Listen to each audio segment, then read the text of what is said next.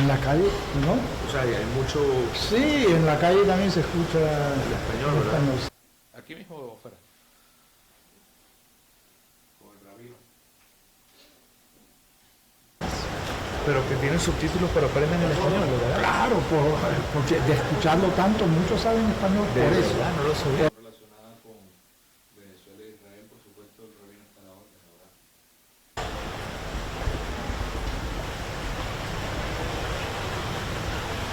Muy buena entrevista, excelente. Aquí uno nota por lo de Israel, digamos, la cantidad de gente de habla hispana que hay.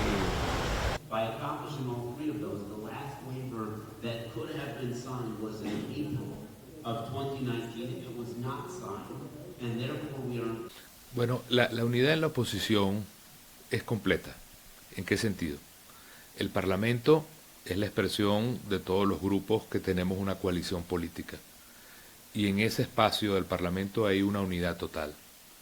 El régimen se ha ocupado de tratar de fracturar, comprar, sobornar y dividir a pequeños grupos en la oposición. Y es una lucha muy dura que hay que dar, porque es luchar contra todo el terror del Estado, que está absolutamente dedicado a ver cómo logra dividir, fracturar, igual que los narcotraficantes colombianos que hablaban de plata o plomo, por las buenas o por las malas.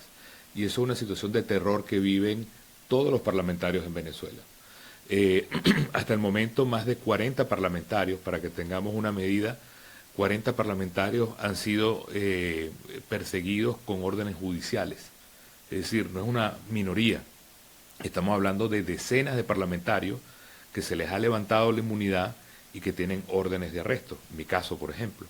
Entonces, somos ciudadanos que vivimos bajo intacto.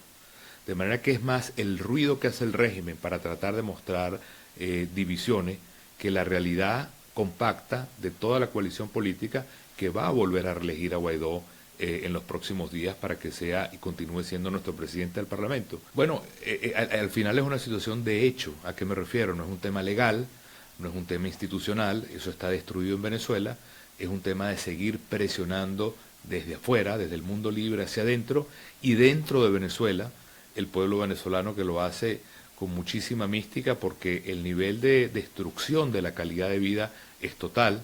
Estamos hablando de casi 6 millones de venezolanos que se han ido del país, eso es casi el 8% de la población que se ha ido. Se espera que el año que viene podamos llegar a 8 millones de venezolanos, lo cual superaría la crisis de Siria de eso. Hay dos cosas que suceden. Está el legítimo derecho que tienen los ciudadanos a protestar, es lo que quisiéramos hacer en Venezuela nosotros, y el régimen de Maduro lo impide con la represión y con la muerte, eso es legítimo.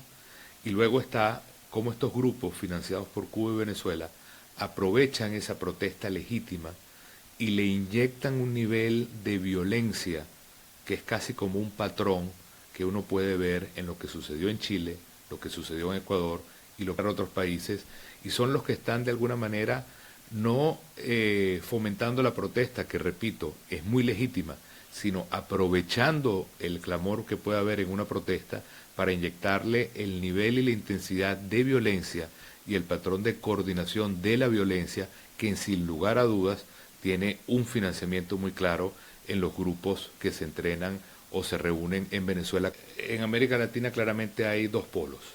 Hay un polo que es democrático, no importa si es un polo que es más de centro izquierda o de centro derecha, pero en definitiva es un polo democrático, y ahí se inscriben gobiernos que van desde el gobierno de Bolsonaro o el gobierno de Alberto Fernández o el gobierno de López Obrador. Es un polo que orbita alrededor de proyectos democráticos electorales. Pero el problema nuestro es otro polo, minoritario, pero que tiene una capacidad de daño profunda, que es el otro polo encabezado por Cuba, Venezuela y Nicaragua, que no es democrático, no es electoral y que tiene un proyecto regional de socavar la democracia en Venezuela. Y uno ve cómo este polo, que tiene esa especie de paraguas, que es el Foro de Sao Paulo, se ha dedicado a financiar encuentros, grupos que se manifiestan en todas estas demostraciones ciudadanas que son legítimas, totalmente legítimas, pero que le añaden un ingrediente de violencia, que es lo que hace esa especie de erosión a la democracia en toda la región. En los últimos meses en Venezuela, desde el 18 de julio, han habido cerca de 20 encuentros del Foro de Sao Paulo, donde han habido más de 1.500 personas de 45 países invitadas, todo financiado con dinero venezolano y cuyo propósito muy claro es destruir la democracia, destruir todos los valores de libertad que representan los valores occidentales. En este momento estamos también enviando nuestro embajador a Israel, que es el rabino Pinchas Brenner, que tiene un enorme liderazgo y tradición en la comunidad judía de Venezuela, y estamos restituyendo lo que la tradición madurista ha roto, que son las buenas relaciones que siempre hemos tenido. Y este año que hemos logrado el reconocimiento de más de 60 países, en cada uno de esos 60 países hemos nombrado embajadores. Y en el caso de Israel, nuestro embajador es el rabino Pinchas Brenner. Nosotros hasta ahora tenemos el reconocimiento fundamentalmente de países totalmente democráticos y a favor del cambio político en Venezuela.